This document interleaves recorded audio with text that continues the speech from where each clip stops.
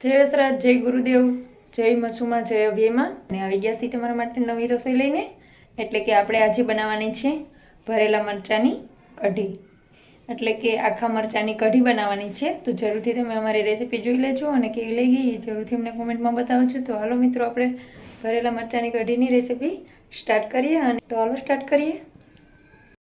હાલો મિત્રો, આજે આપણે બનાવવાની છે ભરેલા મરચાંની કઢી. એટલે કે ભરેલા મરચાંની કઢી બહુ મસ્ત અને સરસ મજાની થાય. તો તમે જરૂરથી આપણી રેસીપી જોજો અને બહુ સરસ અને મસ્ત બને. અને તમે ન બનાવી હોય તો જરૂરથી એકવાર ટ્રાય કરજો તમારા ઘરે. તો આપણે જો તમે જોઈ શકો છો, આપણે ચણાનો લોટ છે એ અત્યારે શેકવા મૂકી દીધો છે. તો આપણે શેકી અને પછી જ આપણે યુઝ કરશું. તો જો આપણે આ ચમચો છે, 1 ચમચો જેટલો આપણે ચણાનો લોટ નાખ્યો છે. હવે આને આપણે મીડિયમ એવો ચેકી લેવાનો છે, બહુ વધારે પણ નહીં અને આપણે બહુ વધારે કાચો પણ ન રહેવો જોઈએ. એટલે મીડિયમ જ આપણે શેકવાનો છે. તો હાલો શેકી લઈએ. જો આપણે લોટ મસ્ત મજાનો શેકાઈ ગયો છે. હવે આપણે સાઈઝ લીધી છે, એટલે સાઈઝ એટલે આપણે 2 વાટકી જેટલી લીધી છે. પછી તમારે જેટલી કરવી હોય એટલી તમે કરી શકો છો. અને આપણે ખાટી સાઈઝ જ લેવાની. મરચાંની કઢી છે, ખાટી સાઈઝ હોય તો સરસ બને. એટલે આપણે ખાટી સાઈઝ 2 વાટકી લઈ લીધી છે. હવે આમાં સેજ અમથો આપણે ચણાનો લોટ છે એ આપણે ડોઈ નાખવાનો છે. જો સાઈઝની અંદર આપણે ચપટી 1 ચણાનો લોટ અને ચપટી 1 આપણે બાજરાનો લોટ નાખ્યો છે. તો હવે આને આપણે મિક્સ કરી લઈશું. જો ચણાનો લોટ શેકેલો છે એમાં આપણે આ સવાણાનો ભૂકો છે, 1 ટોસ્ટ નાખ્યું હતું, સેજ અમથા ડાળિયા નાખ્યા હતા, થોડી અમથી ફાફડી નાખી હતી. અને બાકી સવાણું જે આપણે માર્કેટમાં બહાર મળે એ સવાણું હોય તો પણ ચાલે. અને એમાં આપણે માંડવીના દાણાનો ભૂકો થોડો અમથો નાખી દઈશું. જો માંડવીનો ભૂકો, સવાણું, ડાળિયા, ફાફડી અને ચણાનો લોટ શેકેલો, તો આ બધાને આપણે મિક્સ કરી લઈશું. અને ટોસ્ટનો ભૂકો નાખ્યો છે, આ બધું મિક્સ કરી લઈએ.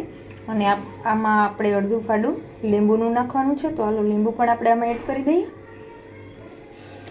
જો આપણે સ્વાદ અનુસાર આમાં મીઠું એડ કરશું. સેજ અમથો આપણે ધાણા જીરું પાવડર, સેજ અમથો આપણે ગરમ મસાલો, સેજ અમથી આપણે હિંગ પાવડર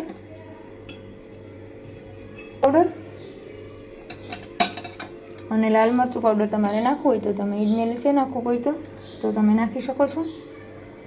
અને બાકી આપણે મરચાંની કઢી બનાવી છે એટલે આપણે લાલ મરચાંની કંઈ જરૂર નહીં પડે. અને સેજ અમથું આપણે આખું જીરું. હવે આમાં 1 પાવડું તેલનું નાખી અને આપણે મિક્સ કરી લઈશું. અને 1 પાવડું તેલ એટલે આપણે મળશે. તો હાલો આપણે મિક્સ કરી અને મરચાંનો મસાલો આપણે કમ્પ્લીટ તૈયાર કરી લઈએ.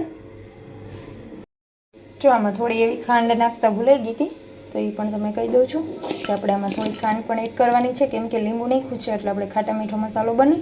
અને મરચાં પણ આપણે તીખા હોય તો આપણે ખાવામાં તીખાશ ન લાગે. એટલા માટે આપણે 2 દાણા ખાંડના પણ એડ કરી દઈશું. અને લીંબુ અને ખાંડથી મરચાંની તીખાશ હળવી થઈ છે. તો આપણે મસાલો મિક્સ કરી અને થઈ ગયો છે તૈયાર. તો હવે આપણે કઢીનો વઘાર કરી લઈએ. કઢીના વઘાર કરવા માટે આપણે તેલનું 1 પાવડુંથી વધારે એટલે કે 1.5 પાવડા જેટલું મૂક્યું છે. કઢીમાં ઓછું તેલ જોઈએ અને એમાં વધારે તેલની કાંઈ જરૂર નહીં પડે. બસ આપણે તેલ આવી જાય એટલે એમાં થોડી અમથી આપણે રાઈ નાખશું. જો આપણે તેલ આવી ગયું છે, સેજ અમથું આપણે આખું જીરું નાખશું, સેજ અમથી આપણે હિંગ પાવડર નાખીએ અને મીઠા લીમડાના પાન છે એ આપણે એડ કરશું. 1 આપણે કોકમનો ટુકડો છે એ એડ કરી દઈએ.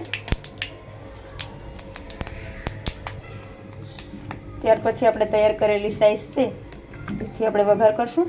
અને આપણે સાઈઝ નાખ્યા પહેલાં 2-4 લસણની કળીના ટુકડા નાખવાના છે. એટલે કે ખાંડેલું લસણ નથી નાખવાનું આપણે. જો આ લસણની કળીના ટુકડા કરી અને પછી આમાં એડ કરી દઈએ.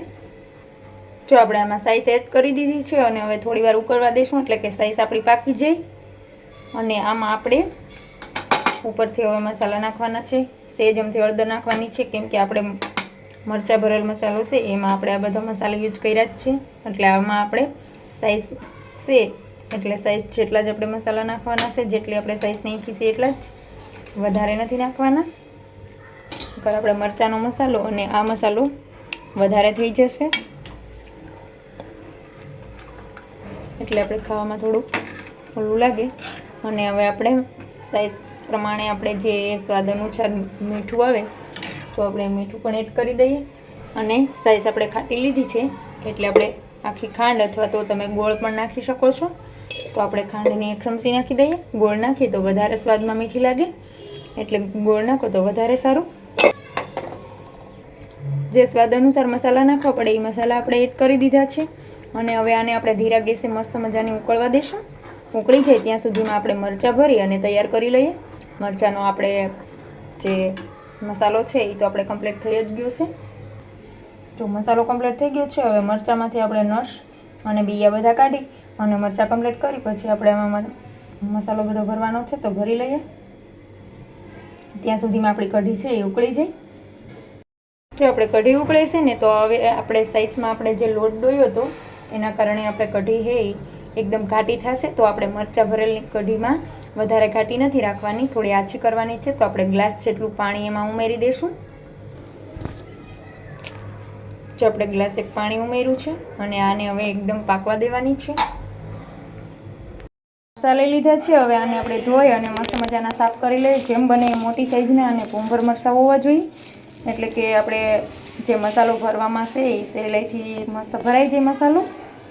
આ રીતે આપણે જે બીયા અને નસ હતી એ બધી કાઢી અને મરચાં એકદમ આપણે જો ખાલી કરી લીધા છે. એ જ રીતે બધા મરચાં આપણે કરી લેવાના છે.